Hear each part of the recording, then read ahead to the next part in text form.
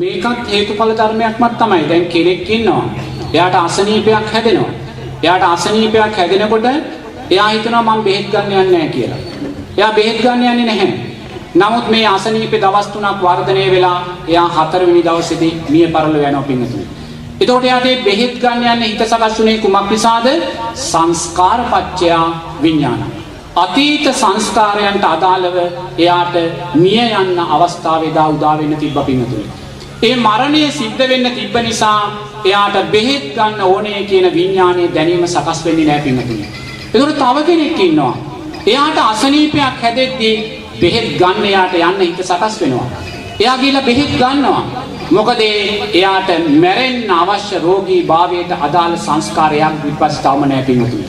ඒ නිසා මේ සෑම දැනීමක්ම සකස් වෙන්නේ පෙර ජීවිතේ සංස්කාර පත්‍ය විඥාන කියන ධර්මතාවය තුලින්මයි.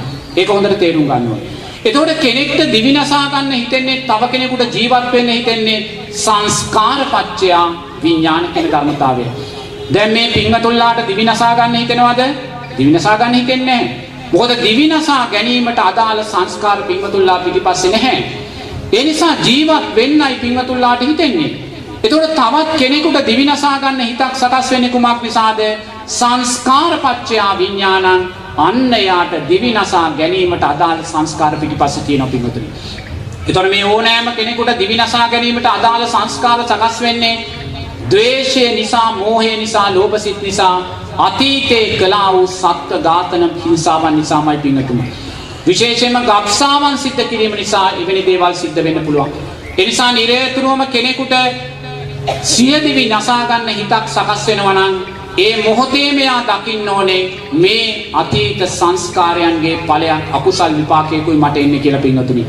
ඒ නිසා නිරේතුරුවම යම් පින්වතෙක් රෝගී භාවය නිසා සකස් වෙන්නා වූ දුකට ගැටිලා මට මේ දුක තවත් විඳින්න බෑ, මේ වේදනාව මට විඳින්න බෑ කියලා ඔබ දිවිනසා ගන්න යනවා නම් ඔබ මේ විඳින්නා වූ දුකට වඩා කෝටි ප්‍රකෝටි ගානක දුකක් අයිති කරගන්නයි යන්නේ පින්වතුනි. මට මතකයි එක්තරා මහත්තයෙක් ඇවිල්ලා මට කිව්වා ස්වාමීන් වහන්සේ මම දැන් 5 වතාවක් විතර දිවිනසා ගන්න ගියා.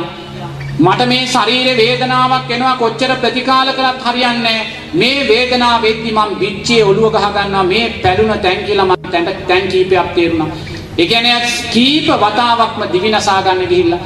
ඒතර මම ඇහුවා මහත්තයෝ ඔය වේදනාව නිසා ඔබ දිවිනසා ගත්තොත් ඔබ වැටෙන්නා වූ තැන ඔයිට වඩා 100 කෝටි ගුණයක් වේදනාව වැඩි තැනක්මයි.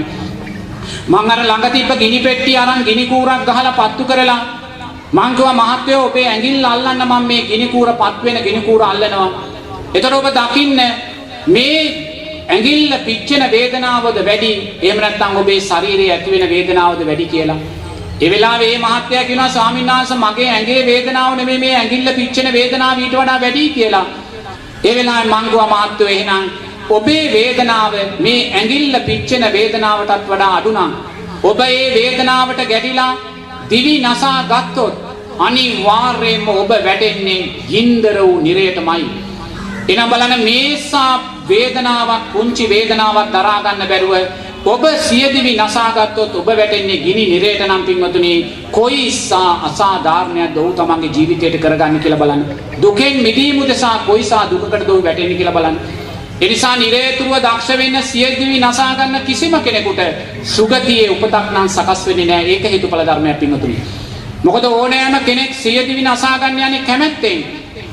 එයා කැමැත්තෙන් සියදිවි නසා ගන්න යනවා. එයා තොණ්ඩුව බඳින්නෙත් කැමැත්තෙන්, තොණ්ඩුව බෙල්ලට දාගන්නෙත් කැමැත්තෙන්, අර බංගුවට පයින් ගහන්නෙත් කැමැත්තෙන්. එයා වස කුප්පිය සල්ලි දීලා ගේන්නෙත් කැමැත්තෙන්, වීදුරුවට දාන්නෙත් කැමැත්තෙන්, බොන්නෙත් කැමැත්තෙන්. නමුත් පින්වතුනි මේ සියල්ල කැමැත්තෙන් කළත් අර මරණාසන්න මොහොතේ සකස් වෙන අධික පීඩාව නිසා එයා ඒ වෙලාවේ මැරෙන්න නෙමෙයි කැමති පින්වතුනි. එයාට ඕනේ දැන් මෙතනින් ගැලවෙන්න. නමුත් ගැලවෙන්න විදිහක් නැහැ දැන් සියල්ල සිද්ධ වෙලා ඉවරයි. ඒ නිසා එයා ද්වේෂය දරාගෙනමයි මැරෙන්නේ පින්වතුනි. එයා ද්වේෂය දරාගන්නේ කවුරුන් කෙරෙහිද? තමා කෙරෙහිමයි තමා ද්වේෂය ඇති කරගන්නේ. ඇයි මං මේ මෝඩ වැඩේ කළේ කියන ද්වේෂය තුල තමා කෙරෙහි තමා ද්වේෂය ඇති කරගෙනයි මැරෙන්නේ පින්වතුනි. ද්වේෂයේ බලවත්ම විපාක ඇති වෙන ද්වේෂය තමයි තමා කෙරෙහි තමා ඇති කරගන්නා වූ ද්වේෂය පින්වතුනි. මේ තමා කෙරෙහි තමා ඇති කරගන්නා වූ ද්වේෂය දරාගෙන යම් කෙනෙක් දිවි නසාගෙන මැරෙන මොහොතේ අනිවාර්යෙන්ම පිංගතුනි 99%ක්ම නිරයට අදාළ සංස්කාරයන්මයි රැස් කරගන්න පිංගතුනි. අනිවාර්යෙන්ම නිරයටමයි වැටෙන්නේ. ඒ නිසා යම් පිංවතෙක් රෝගී භාවය තුල සකස් වෙන්නා වූ වේදනාවට ගැටිලා දිවි නසා ගන්නවා කියන කාරණේට නම් යන්න එපා.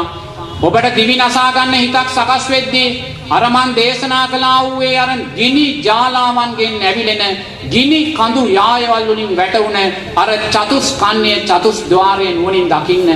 ඒසා දරුණු දුකකට ඔබපත් වෙන්න යන්න එපා. මේසා මේ සරල දුකක් නිවා ගන්න උදෙසා පිංතුනි. ඒ නිසා නිරේතුරු ඔබේ වේදනාව ඔබ කමටහනක් කරගන්න. සාරිපුත්ත මහරහතන් වහන්සේ අනේපිඩි සිටුතුමාට කියනවා සිටුතුමනි ඔය ඇස ඔබේ නෙමෙයි නම් මේ ඇස නිසා සකස් වෙනා වූ වේදනාවට බැඳෙන්න එපා. අනේපිඩි සිටුතුමනි මේ පඨවි ධාතුව ඔබට අයිති නැහැ. මේ පඨවි ධාතුව ඔබට අයිති නැත්නම් මේ ඔබට අයිති නැති පඨවි ධාතුව නිසා සකස් වෙන වේදනාවට බැඳෙන්න එපා සිටුතුමනි කියනවා. මේ තේජෝ ධාතුව ඔබට අයිති නැහැ.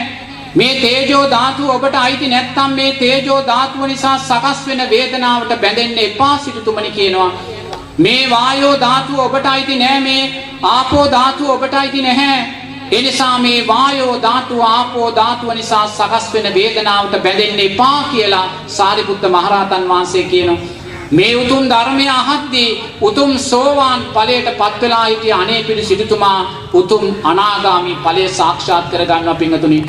ඒ නිසා වේදනාව කියන්නේ අකුසලයක් බව ඇත්ත.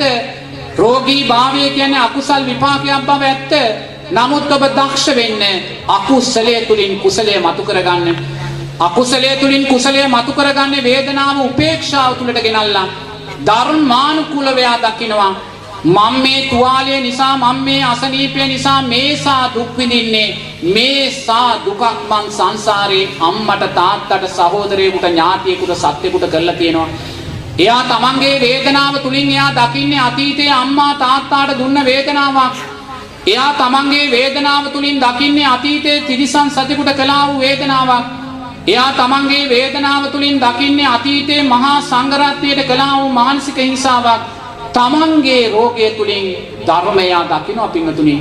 තමන්ගේ රෝගය තුලින් එයා ධර්මය දකිනවා. ධර්මයේ දකින තැන ඔබ උපේක්ෂාව කියන උතුම් ධර්මයේ තුලට එනවා. ඒ උපේක්ෂාවයි ඔබට නිරේතුරුවම මේ ධර්ම මාර්ගය ශක්තිමත් කළ දෙන්නේ පින්වතුනි. ඒ නිසා නිරේතුරුව ඔබේ රෝගාබාධයේ රෝගාමනිස පීඩා වෙන මේ රූපය කය ඔබට ලැබුණේ අතීත අකුසල් සංස්කාරයක් නිසාමයි. ඒ නිසා මේ සංස්කාරය නිසා ද්වේෂය ඇති කරගන්න එපා, ක්‍රෝධය ඇති කරගන්න එපා, වෛරය ඇති කරගන්න එපා. නිරේතුරුවම උපේක්ෂා හිතෙන් මෙත් සිතම පුහුණු කරන්න පින්වතුනි.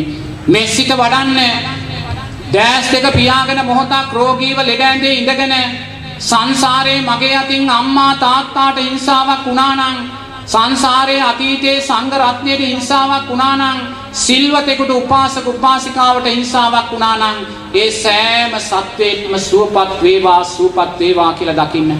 නිරේතුරුව මෙසිත වඩමින් ඉන්න.